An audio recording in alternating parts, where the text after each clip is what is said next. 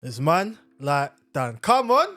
Welcome to Melanated Proud, where this channel is all about inspiring, showcasing, empowering the black community. And you know what? What I must say is that the podcast is mainly about overcoming challenges, innit? Because we've all gone through difficulties in life. And I'm not here to draw people out. I'm here to encourage you lot because I know there's a lot of pressure, there's a lot of people struggling, there's a lot of people not opening up. So one thing I want us to do is grow together in it and understand that we can all learn from each other. So today we've got a young man that's doing very well in the property space.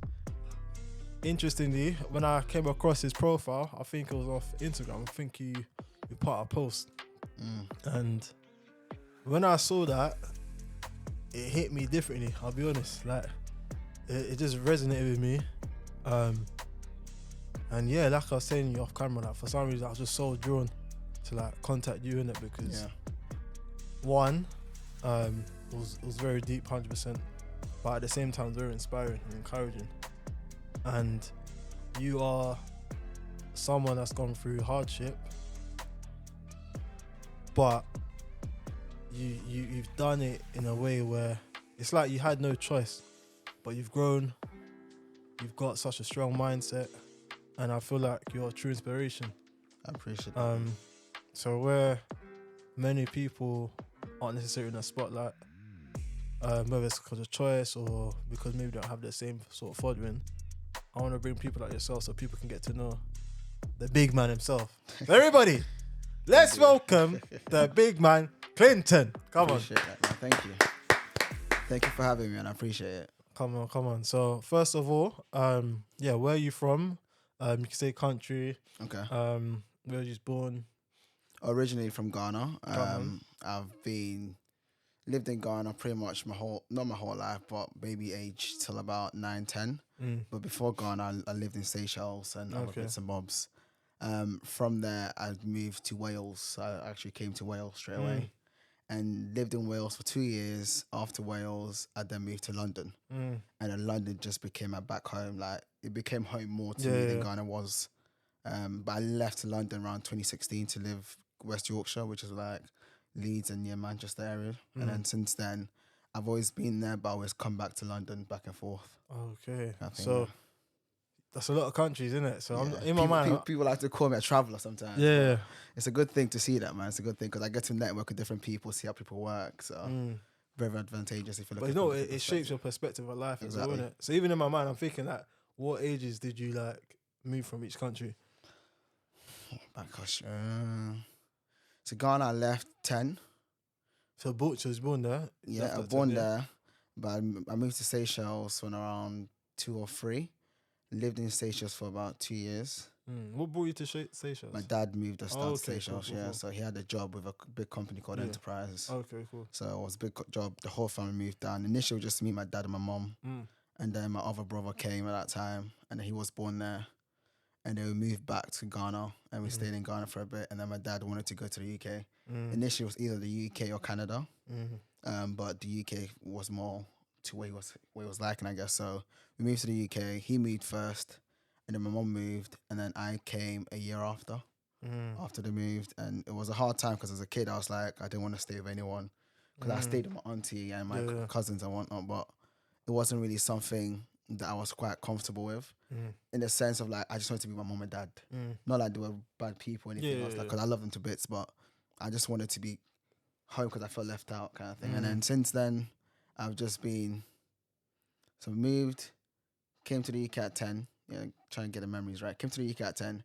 From there, lived in Wales for 2 years, and then London, and then back again to Leeds. Oh, wow. So that's the journey, yeah. Wow. So like, you've been everywhere, man. You've been everywhere. Yeah, I have, yeah. And I'm sure that would have shaped the way you think about life.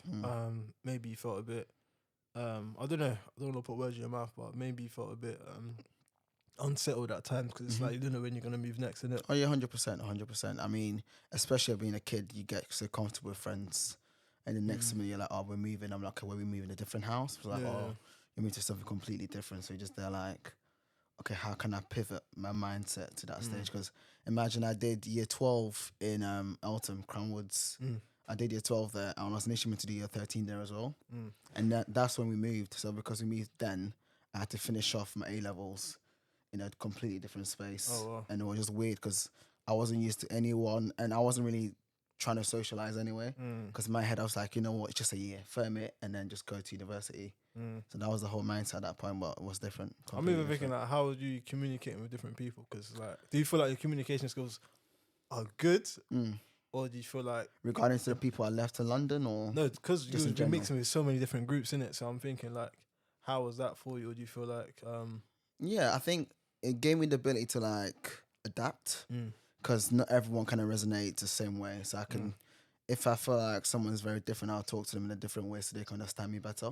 But I'm not changing myself just because of them, but I'm just making it easier for me to convey my message to them. But it wasn't an off-putting thing because as I got older now, my whole business is all about networking and meeting different people. So it wasn't, in a sense, a blind, well, I said blessing in disguise for me personally, yeah. Okay, that's cool. And so mainly like your childhood set was like you, your mum, one brother, two brothers. No, so we're a big family. I have my mom's side. We've got 4 boys in total, and I'm the oldest out of the 4. Okay. And my dad, he had 2 kids before my mom. So were you oldest? Oldest of my mom, yeah. Okay. Oldest of my mom, and then I'm the 3rd. I'll say 4th because he adopted. So I'm the 4th from my dad. The 4th one, yeah. And so how was childhood overall for you? I never really spent a lot of time with my dad's kids. It was just me and my brothers from my mom's side. So childhood was really, really good, to be honest. I never really had... I had nothing to compare it to, but it was good in my point of view because I learned so much about survival and just appreciating every single thing you have. So childhood for me, I couldn't complain, to be honest. It was really, really good, yeah. And so you're going through education. Do you know what you wanted to do? Like, did you want to do property before, or you want to do something else? Property was never in the picture at that point. I during COVID, I really wanted to get into IT, software engineering. I used to go on YouTube, day in the life of a software engineer. I see these guys are just working from home, making money. I was like, oh, this looks alright, this looks alright, I can do this. And then I started learning coding, Python. I did the whole course online. I even had a tutor at that point as well from a church friend. I did that, and then when dad passed away, I just kind of lost touch with it because that's what I really wanted to do when I was going to uni. Because that's the whole course I did to help me to get to university. Yes, I got unconditional offers. I pretty much had my life set for me. That's what I kind of thought was going to happen to me here, but life never really panned out to be in that direction that I perceived it to be. I think, yeah. Because even that major part of your life, so your dad passing away, you said he got cancer, wasn't it? Yeah. Yeah, so lung cancer, yeah. How old was you when you found that? So I was 16, 15, 16, touch and go. I say around October time he told us. The doctors told us that he had a couple months to live. Months? At that point, 6 months to live. Wow. So you only found out when he had 6 months left? No, so he found out when he was at stage 4. So he didn't even know. But he had signs. But the doctors that did the work on him didn't really see it that way. Like the GP never identified it to be that. They just thought it was a bad cough or, because my dad, his environment, he was around a lot of alcoholics, so and people that smoke a lot. So it was like secondhand that he was kind of getting. But as time went on, it got to the stage of where even we just didn't notice it anywhere. Like he was coughing blood sometimes. We just thought, oh, probably cold or anything else like that. But since then, I found out when I was 15, 16, had 6 months to live. And then my dad was the type of man where he didn't take no for an answer, if that makes sense. So he was just doing research online. Okay, what can I do to help me get better? So he was doing the CBD oils, NML, which is like a coffee extract that you put in your system to help you clean your bowel. And at that point as well, I was just helping him get involved in all that kind of stuff. But the time he found out, I was preparing myself to go to university. But because he, what's the word? Remission. Like he was all good now. So the cancer initially went away and then it came back. And the minute that it came back, it was just like, it just got 10 times worse than what it was before. And unfortunately he passed away when I wasn't there. I was actually in Great Yarmouth when he passed away. Working for him actually in one of his companies. And then it was a tough time because as a child, you don't necessarily know how to react when someone tells you that passes away. It's such a weird thing to say to someone, and it's like, what does that mean? Like, I saw his dead body, don't get me wrong, but it just looked like he was asleep. But then this is me at that time, 18, trying to wake him up, and nothing was happening. I used to like play music, his favorite songs, put it to his ear.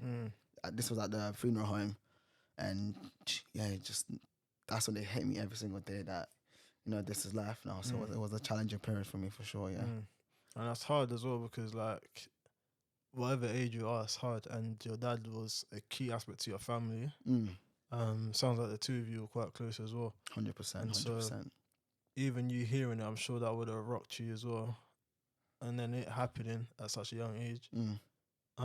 Yeah, like it's hard, man. And I'm even just thinking to myself, like, did you feel like you was able to mourn or grieve, or did you feel like you had to just quickly level up? Because you said something about having to be like the man of the house. Yeah. So before he died, and he was going through like finding medications for himself, I was pretty much there with him 24/7. So I decided not to go to university at that point, and I was just literally helping him like with his medicine, cleaning him, bathing him. I was even creaming his body as well. I used to help him like go to the hospital to get on the bus or get a taxi or whatnot.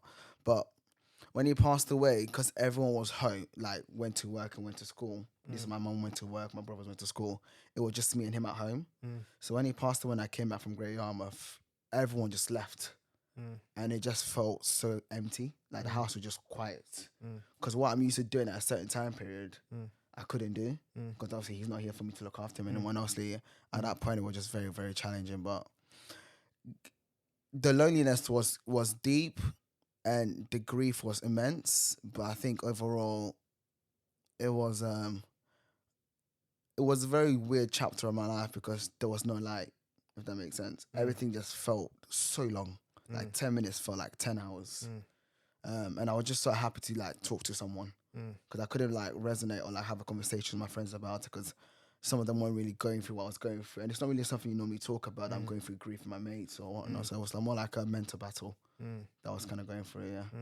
So like, obviously your mum was going through it, your siblings were going through it, but I'm thinking like, did any other family member support you much, or did you feel like it was? Yeah, and the relatives we had here, I won't say they won't be blood relatives. We're the only blood here, but the relative, like family, friends, and you know, everyone calls each other uncles and aunties. The people here, yeah, they definitely looked after us. People back home were calling constantly, checking in on us. But it just wasn't the same. Grief is a hard thing, man, because as time goes on, it just changes.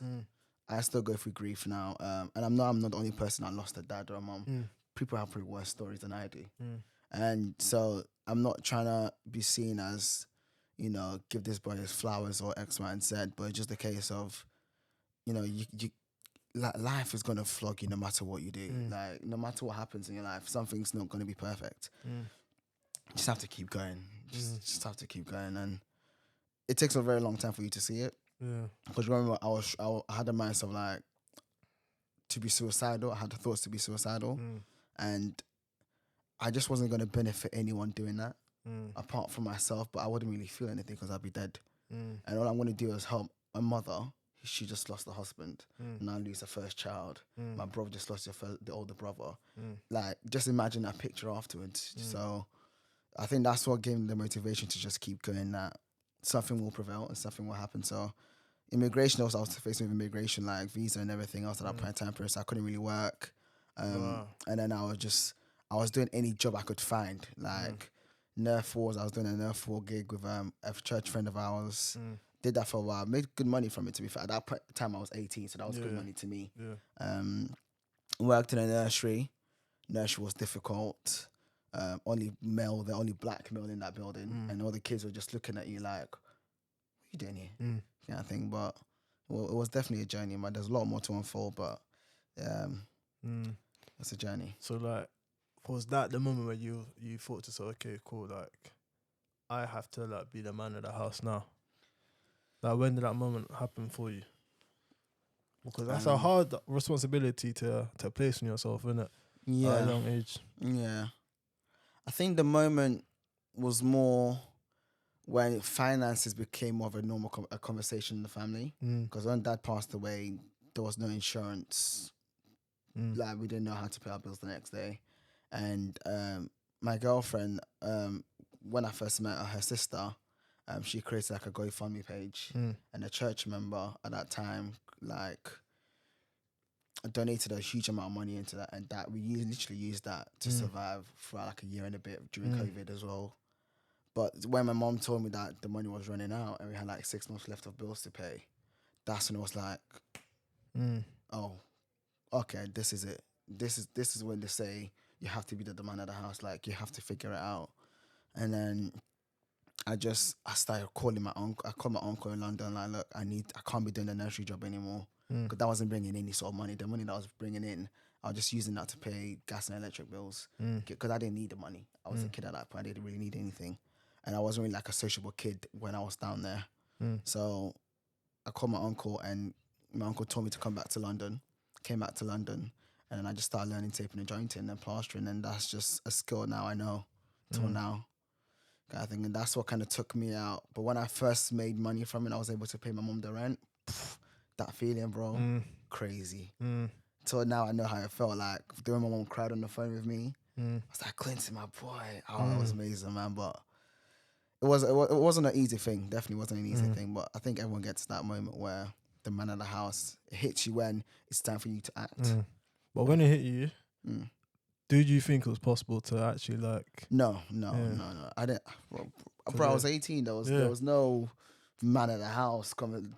It's like how you said you was gonna go uni as well, and then exactly. you didn't. So I was gonna go uni, but also when dad got cancer, I decided not to go uni. And I stayed with him. So that was the whole uni phase. Did you start to like think about other people? Oh, bro, I felt left out, man, because I really felt left out, because all my peers, Snapchat group chats, WhatsApp group chats, everyone just there posting stories like uni, clubs, the university life. Even though when I was speaking to them on a deeper level, they were saying like, yo, uni is tough. Like, there's no money. I'm just working. I'm eating noodles for breakfast, lunch, dinner. Nutella. My friend posted he had Nutella and a big load of toast. Well, he had a slice of toast, and literally put Nutella in. That's all he had for breakfast. And bro, it was so funny. But I just wanted to be part of that conversation. But because I wasn't part of that conversation, I just felt really left out, because it wasn't something I could relate to. So what's the point, like, getting involved in the conversation? I was just like putting laughing emojis or whatnot. But yeah, I felt left out, man. Uni was a tough phase. I wish I went to university till now, not because of getting a degree. Don't get me wrong, but just so I can relate to other people that I did that as well. But I realized everyone's got their own journey, and 100%. Everyone's got their own journey. You don't pick your life, innit? You don't. No, 100% you don't. Yeah, you don't, man. And I think you went through a difficult time, man. Like, that's not easy at any stage of your life, innit? And I think that was the time where you need to be with your family most. I guess friends and all these experiences can come like later on in life, innit? But this was more important. And I feel like many people don't think about grief in that sense, like how much is actually taken from a person. Yeah. Because like you said, it doesn't necessarily go straight away. It can even just be a lifetime. Like, it's a hard thing, but you still have to progress in spite of the loss, innit? So I'm just wondering, like, about your mindset as well. So you're man of the house now. You have that pressure. Yeah. You have to get the bills now. I'm pay for the bills now. You're struggling to find a decent job, innit? So Yeah. how did you actually progress in that sense, like career wise? Regarding my mindset. Yeah. Like, who advised you? Did you just like suddenly wake up and have this like elite mindset? Or Bro, I had no choice. When you get pushed in a corner and that you realize this is all you can do. Like, either I make it work or my family. Like, that was my ultimatum. Like, I had to make sure this works. I was like, my mom, my brothers, what they're gonna eat. Like, that responsibility was all on my neck. So it wasn't something that when I was having like a tough day, Mom, I didn't want to go to London. I just want to stay home with you guys. Like, imagine when I was learning the taping and jointing job, I was leaving home at like, let's say Monday morning, 5 a.m. I get to Victoria Coach Station for like 8 o'clock. and then I leave construct. Like I stay here for like 5 days, and I leave the site at like Friday night. Get to literally get to Leeds at like 1 a.m. sometimes. Then my girlfriend will pick me up, and then we go home, and I spend like a day and a half with the family. Then if I have to like go to work early on Monday, because sometimes the National Express coach service was horrible. So like because I was just getting more delays, I was leaving home on Sunday night. So I literally come in for one day, and I spent time with my family. I come back to London. I wasn't even telling people I was in London when I was learning the job because I was just ashamed of it. Like I was just I didn't want to show people I was going through the struggles. But as I got older and looking back, and I think it's important to like record yourself going through that pain because pain don't last forever, and you have to go through it to actually appreciate the successes that you have now. So that was the journey, but it was a difficult one for me for sure. It was a difficult. That's one. the thing. Like when you don't speak as well, like you're just left alone. Yeah, it's bro. hard. Your mental game, the mental game is like, crazy. It's crazy, man. It's mad because it's like you're doing all that stuff, and in the end, innit? Like you're trying to firm it, you're trying to be hard, but like you're making it harder for yourself by not speaking up. And so even just the constant grind, like it's not easy, man, and that's why speaking about your circumstances can help people, innit? Yeah, be able to help you too, innit? 100%. Because you're a human being. So yeah, man. Like honestly, one thing that's even in my mind now is about your approach in it. Do you think you would have been able to grind like that if your dad didn't pass away? Because I want to know like the type of person you was before. To be honest, I feel like this is something I've always been thinking to myself, and I've been speaking about my family. It's like if my dad was still here, would I still be doing the career I'm doing now? Because construction was the reason why I got into property, because I was so around property, if that makes sense. But that was just for career wise, but mindset wise, no, because life was good when my dad was around. Like if I wanted to go Nando's with my boys on the weekend, I could easily do that. That would just give me a £20 note. Sometimes they give me £20 note not to tell my mom, and then I'm going to go to the shop and I come back for like a couple hours later. So life was like, I don't know. I think sometimes you have to go through the stuff you go through, and that's what changes you. People are not born to be hustlers. Sometimes a situation makes you a hustler. Sometimes situation makes you an entrepreneur. Sometimes situation makes you do the certain choices that you do. You don't just wake up one morning saying, I want to do this because that's what I want to do. Because it's okay to be determined that you want to achieve these goals. But how consistent are you? Like, what happens if not? So that kind of mindset was what made me be in the situation I'm in now. But to answer the question, bro, I don't think I'd be anywhere. I would probably be university doing a 9 to 5, just staying at home, not relax, bro.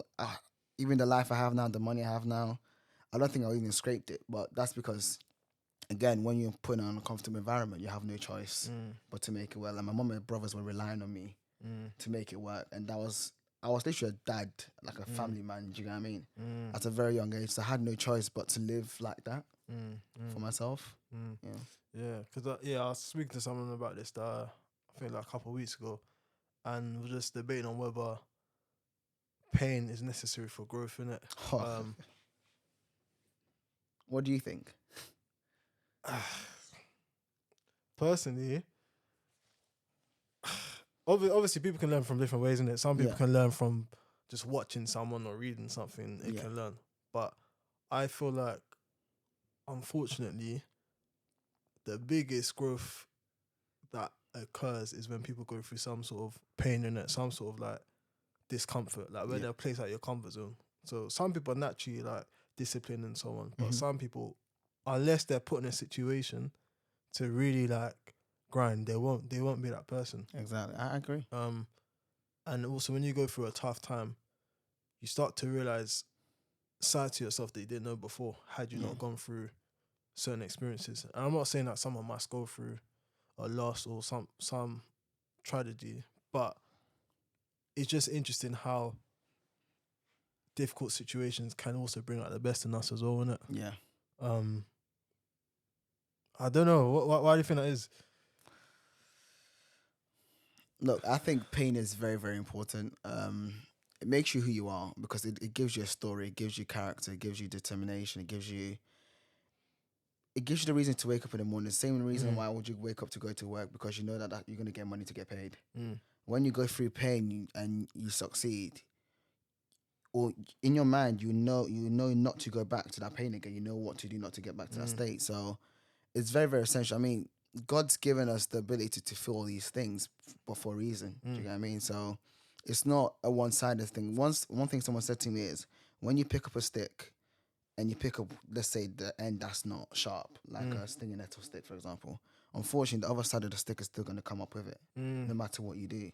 So if you're looking to pick a shortcut, there's always going to be a negative to it. If you pick a bad thing, there's always going to be a good thing to it. It's just the way life is. You can't get one and to decide to leave the other. That's deep. It's just all part of the game. That's it, yeah. So pain is good. If you don't like pain, unfortunately, if you like it or not, it's going to happen anyway. Yeah, you're not in control of it. Do you get what I mean? So just have to enjoy and embrace it, and just, it's going to, look, pain is there forever. People have felt pain before us and they will feel pain after us. So yes, it's all about your mindset, your tenacity to just keep going. You say you just have to keep going, innit, when you experience pain. How do you keep going? Because also, how do you keep going to the extent where you don't actually neglect your well-being? Because some people can just be like, okay, cool, let me just soldier on, let me just firm it, let me just get through it. But then you're depressed. Then you're, I don't know, you're angry. You're not talking when you should get help. Like, how do you keep going, but in a healthy way? So what I like to do for me personally, I think everyone's very different, but for me personally, I don't know if that would help, is I always remind myself why I got to. So let's say, for example, I wanted to get involved in property. Why did I get involved in property? What are my reasons why I got involved in property? And from then, the challenges that property will bring, yes, it's going to set me back. But no matter what, I'm always going to go back to the whiteboard that I created for myself, which is the reason why I got into that niche in the first place. So it's always going back to go back home and regroup kind of mindset. But I've always been so optimistic. So, like, no matter what I do, I know I'm going to be facing negativity. So if I was to, let's say, for example, have a conversation with you and you're, for example, to be an investor, and you were to say, yes, I'd be interested in your deal. Yes, I would like to know more. Let's have a meeting at Costa Coffee, whatever it might be. My mind starts playing the full-term relationship. Like 10 years down, we're having, like, our kids will be talking together, laughing. Like, the way my mind works is, out of every conversation I have, I think of the positive thing that can come from it. So even if, which some people say is good and some people say it's not good. But for me personally, I think it's all subject to the individual. Whereas I like the positive mindset, because if I don't think positive about what we just encountered, or I've just encountered, for example, my mind will just automatically think about the negative, because I'm just surrounded by negativity all the time. So it's a way for my mind to just go into another space without having to, like, think. Because when I'm quiet, for example, now, my mind can easily go into a negative thought, easily. So whereas my business, for example, I need positivity inside it, because bro, it's a very, very difficult business to be in. But if you have the tenacity to keep going, that's what it is. So just enjoy every single step and every single journey. Just enjoy it. But yeah, go back to the whiteboard. It's very good to go back to the whiteboard, because sometimes you're not wiping the whiteboard off. You're just changing it on and putting a different wall sometimes. Yeah, I have to. I'm sorry. hey. You have to put a different wall, man. You don't have to just wipe it off. But yeah. You have to just take your time. Don't rush it as well. I think a lot of people try to rush success. You can't rush success. It's impossible. Because the minute you rush it and your foundations are not right and something is to happen, you just fall. And the minute you fall, bro, you just crumble. Like, you're finished. So to me, it's just a case of, why did you get involved in this? Let's say, for example, now you're doing the podcasting business. Why did you get involved in being in the podcaster? Yes, you're going to have challenging guests. You're going to have people that will just mess you about, X, Y, and Z. But that shouldn't put you off doing that career in the first place. Go back to your whiteboard and be like, cool, this is what I've learned. Let me push in that direction. But you know what? This is what I've learned. I've had great clients, great guests that have, changed my mindset on things. Great network. That's a blessing. I have a black book now of, like, clients, so if I ever need help in property, for example, you can call me up, wherever it might be. Those are the pros of what you've chose to do. Just focus on that a lot more, because there's so much negativity in the world where, especially when you start telling your friends, I'm looking to do this, and then they start giving you the opinion, and then the opinion could be bad, and then you start questioning yourself. So is that really and truly, do you have trust in yourself? Do you have faith in yourself that you actually succeed in what you want to do? So sometimes I think it's like the evil eye concept, where, like, just focus in your own lane, bro. Forget everyone else. Everyone else is on your own journey. When you're on the motorway, bro, they don't tell you to get in between the lanes. They say stay in your lane. And that's how you should be like when you are living your day-to-day life. Hey, I did it again, you know. Hey, Clinton. It's key, man. It's key. I think it's difficult because It's on fire. don't forget, bro. Like it's a whole journey I've been on, so I've learned a lot, and I've learned not to compare because comparison is very, very wicked, bro. Very, very wicked. Especially on social media, people make it seem like it's amazing, it's X, Y, and Z, which it is. There's pros to everything, but like the stick thing, there's gonna be a negative no matter what you do. So don't just fall in love with something because it looks nice. I know a lot of people that think, oh, they might look at marketing, they might see an ad on that marketing where like someone's driving a Lamborghini, for example. Somebody be like, yes, I want to be a marketing. I want to be a marketing agency. Hold on, why do you want to do that? Do you know what I mean? Because it might sound nice there, but really and truly, you don't know what's behind the screen. It's true, man. Wow, there's a lot of gems that you just said, man. Guy, take notes, man. Take notes. If the foundation is not strong, everything will fall down. Don't rush. You can't rush it. Enjoy your journey. All right, let's talk success then, innit? Because obviously, you might not say that you've achieved success, but you have achieved success. Yeah. You might not be where you want to be completely, I agree. but there's definitely stuff that you can be happy for, innit? So, like, talk to me about that journey. How did you actually establish your business as well? So my business, like I mentioned, like mention it. Let us know what it's called. Oh, so my property business. Yeah. So initially, I started off in construction, and from learning the taping and jointing, I opened a company called Asumah Group, and that's my construction company name. And the way that business kind of runs is I give work to subcontractors. So let's say, for example, you have a construction firm. No, you have a client, and you're told to build 100 apartments in North Blackburn, what's it called, Blackburn, for example. And then you reach out to me, oh, Clinton, I need 20 taping jointers to help me do this job. No problem. I'll tell you, it will cost you £250. I'll go get a client, for example, or a worker, and I'll give them 180. So I make the difference in that change. So that's how the business is run. But that business initially came from learning the skill of taping and jointing. And how I actually started the business was my partner. She was just saying, just walk up to sites, bro. Like, I was doing the stuff you would never think of doing. I was walking up to any construction site I could see, put my hivers on, and just say, look, I've got workers looking for work. Ask me now, do I have workers? I have no one. I have no one. So I had to make sure I had to get the job first, and then I did the homework after. Okay, cool, I need this because I know I now have momentum to build off that. Because I know, okay, cool, if I make it work, I can actually make this profit. Whereas if I go get workers and I have no work, the workers are just going to go somewhere else because they're all self-employed. So my thing was find work. I like to find it on a Friday because it gives me the weekend to find the workers. And then from there, I make my change when obviously the guys go on the job and do everything else. And that's how I did it for construction. Yeah, so that's the construction side.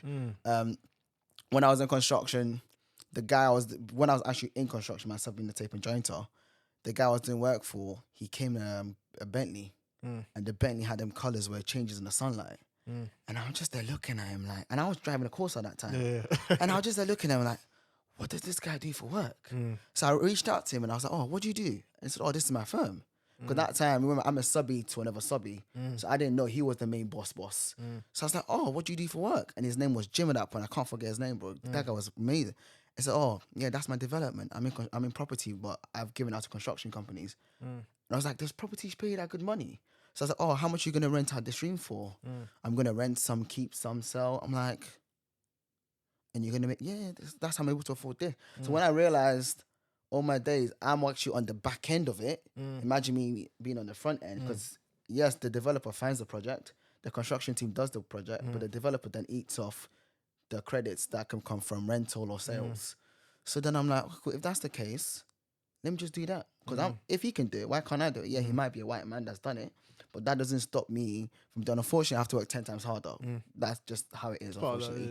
But that doesn't necessarily mean I can't do it in itself. So then I was like, you know what? I want to do property. And then in my mindset, I was like, oh, I need to save. And then I just came about an online training course. I went on the online training course, went into like the one point crash event, went on that one. And then I learned about rent to rent. So I did a bit of rent to rent. I did a bit of deal sourcing. I made the cash flow business from that because when it comes to developments, even though you might have 100K, that 100K, you might not see it for like at least 6 to 9 months because you're investing in the projects. So, because I wanted to leave my job and I didn't want to be in construction as a whole entirety in itself because it's a dog world in itself. When like, imagine I'm taking guys being self-employed on a job. After they finish the job, they'll go directly with the contractor and then they'll just cut me out. because there's no contracts in place. It's literally just I'm literally an agency.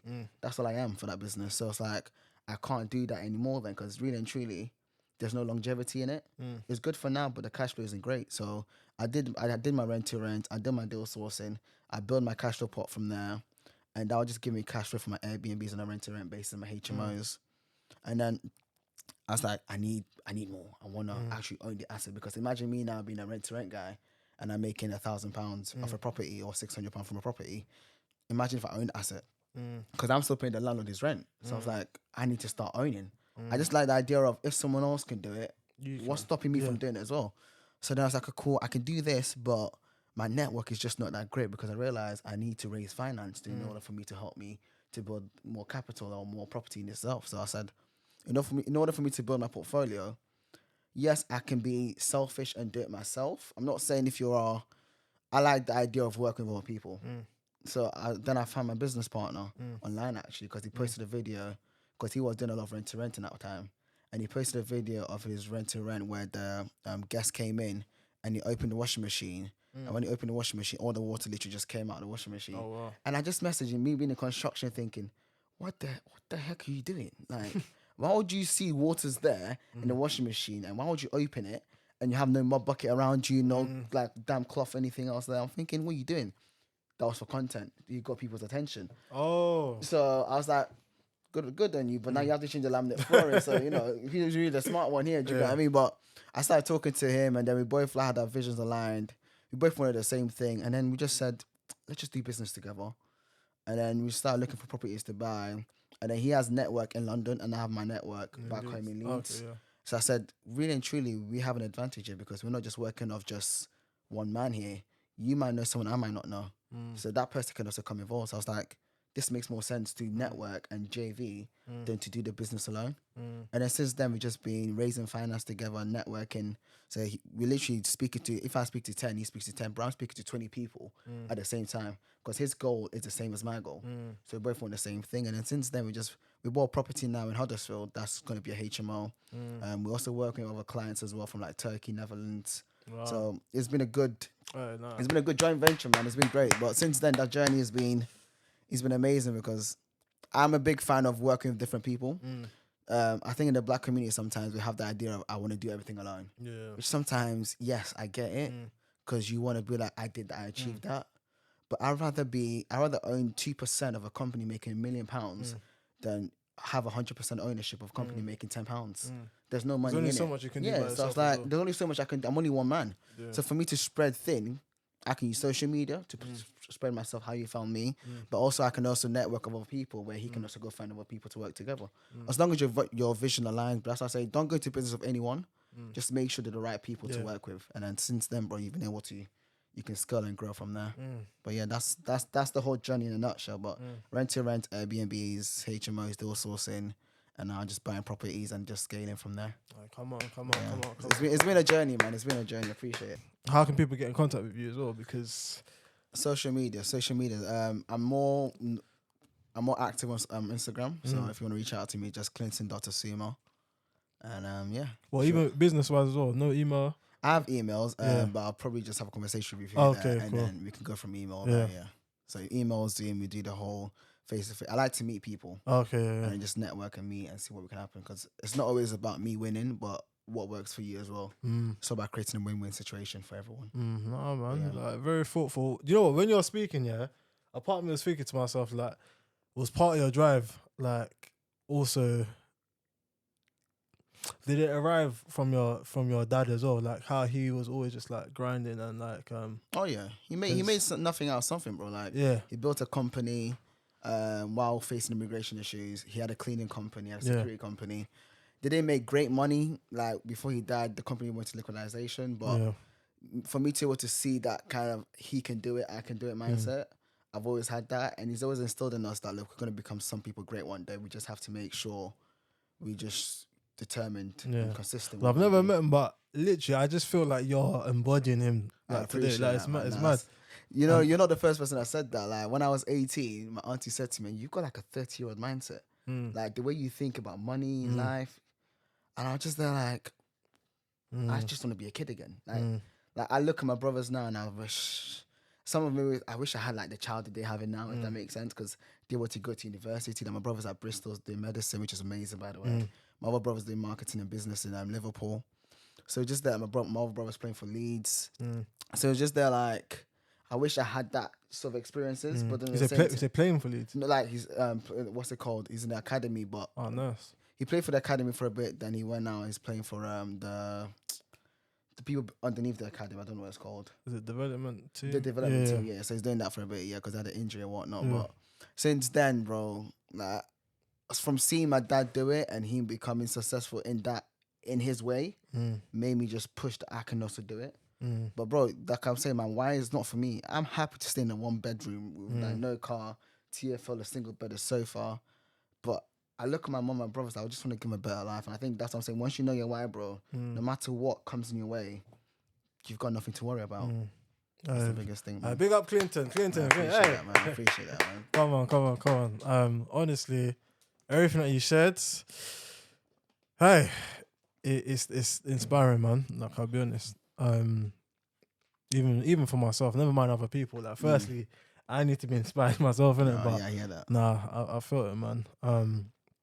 And when you think about your journey, if there's one thing that you would say you've learned about yourself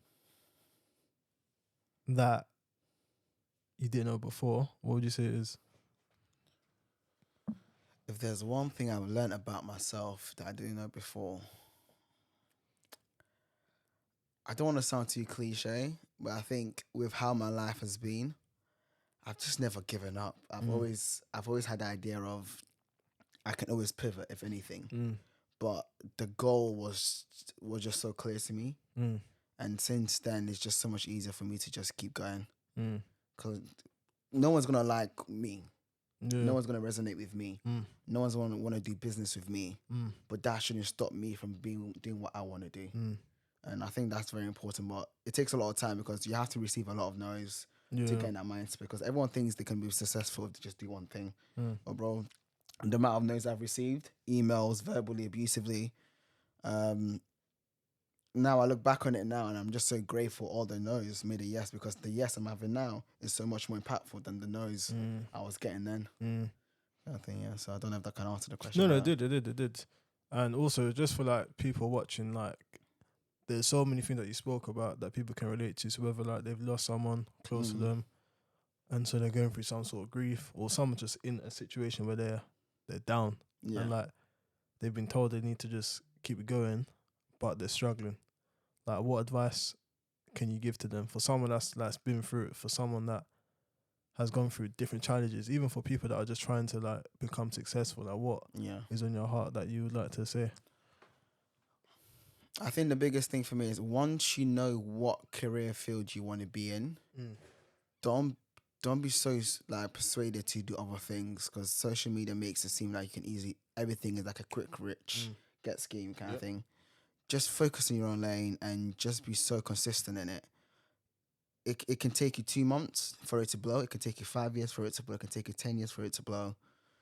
But I truly believe if you're consistent with something, the money will come afterwards.